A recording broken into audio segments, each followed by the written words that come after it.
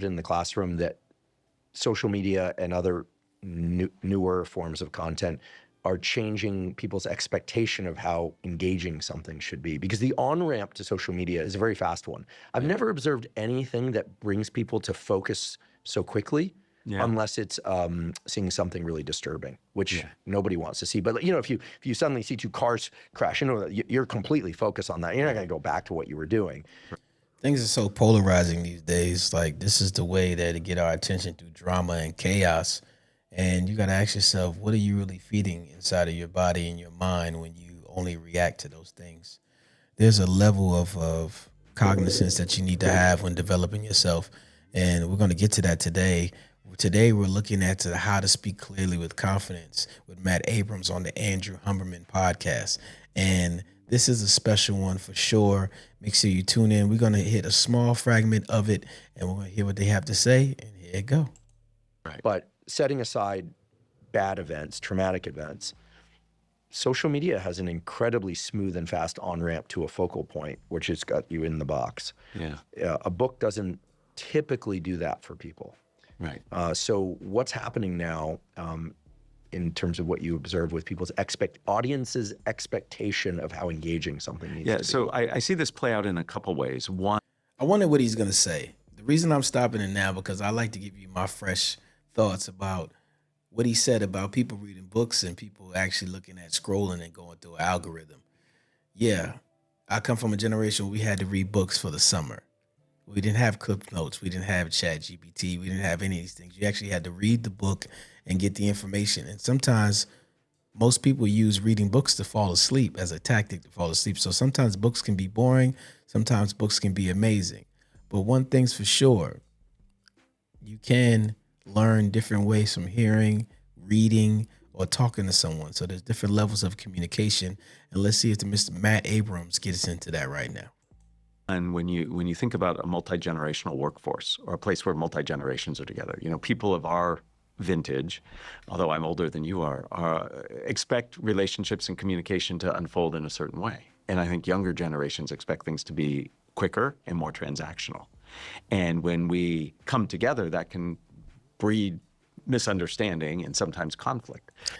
Where I'm from, and the way in the work areas we go to, yes, that is absolutely correct, 1,000%.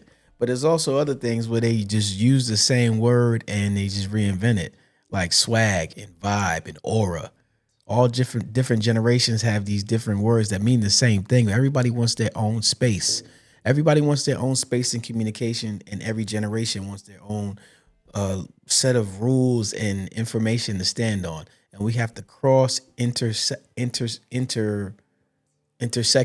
of all of that information.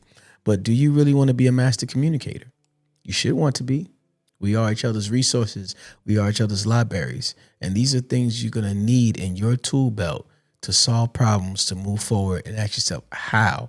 Here at SOULutions, the network, we ask ourselves how, why, and how we're going to solve the problem. And don't forget to like, share, subscribe this video, and let's get into the rest of this conversation right now. So I see it play out there, and I find it really interesting. And I try to coach the students I have that they have to be appreciative of the ways in which people connect and the ways in which people expect information to come in. If you're just going to keep texting me things and I actually want you to pick up the phone so I can hear it in your own voice, that's going to cause some issues. So we have to appreciate that others have different ways of taking in information. It's a battle, because sometimes you look at the reality is that, do you really want to get to know a person to appreciate what they ask for in the communication? You're saying to yourself, these are people that want something to say, I'm a texter or I'm a caller. Is this relationship valuable enough for you to say, hey, I'm going to actually heed to what this person wants? Or is your value monetized? What kind of person are you? What kind of person are we building? Who are the people we cultivating?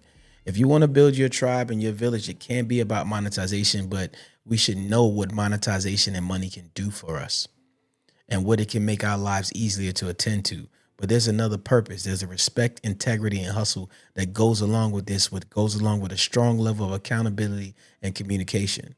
So be your best. Act your best, because you are loved. I find that many of the younger students that I communicate with, it's hard for them to do some of the initial work that we have to do in relationship building, trust building, just because they expect things or are used to things happening really fast. And a lot of communication, a lot of connection, at least at first, takes time. Absolutely. The water is muddy. Like there are different types. The word love is so broad. There are different types of ways to describe love. There's toxic love, there's agape love, but people love differently. People communicate differently. People read into things differently than what you're telling them. One thing of correction can feel like chastisement. One thing you're helping somebody and they're calling you a hater. There are so many levels to what this communication thing comes from that you have to actually care. And some people, you can't get away with saying you don't care, because the first time you took care of something, the first time you procured something of value is the first time you learned how to care about something. And that feeling and that emotion doesn't go away. You just apply it to the things you want to care about, what you want to communicate about better. So it's helping people appreciate the time spent up front can lead to the exciting and in-depth connection that comes later. So it is changing for sure.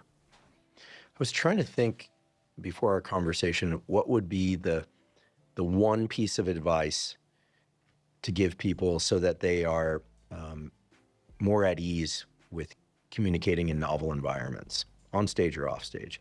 And what popped to mind for me was be friendly with people. Mm-hmm. I'm naturally pretty friendly. Like if I'm getting a coffee, I'll be like, how's your day going? Right. Or like, I will ask that, and I'm genuinely curious. How's your day going? Now, it's rare that somebody says, like, today sucks. Occasionally they do. Right.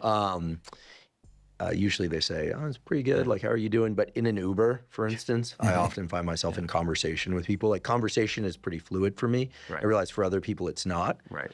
People won't believe this, but I'm actually very introverted. I spend a lot of time by myself, but I like people, and I'm reasonably friendly, and they're friendly with me. Right. So I think being friendly helps you get good at communication. Absolutely. Every time I try to advance myself to talk to people, wherever I'm working or doing a business deal or out in the street, you give people a smile, because it might change their whole algorithm. It might change their entire day.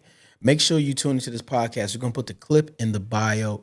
We're going to put the information in there. It's the Andrew Huberman Podcast. They're dropping some great jewels. But I challenge you to go to work and speak to that person that you always walk past. I challenge you to speak to a person in the street and give them a smile. Now, be careful. There's a lot of things going on in the world. However, a smile is free.